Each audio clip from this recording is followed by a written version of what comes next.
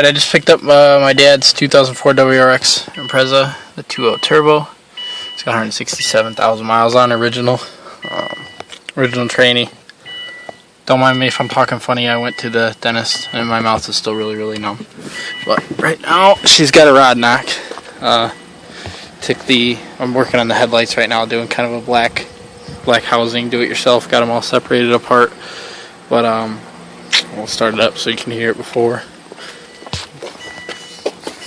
I'm gonna be ordering my 2.5 today and do a swap.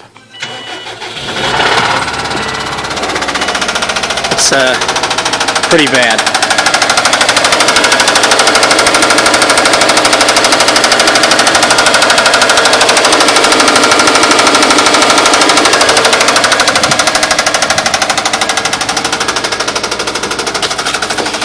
So the car's completely stock too, so it's what it made it, 167 adult driven.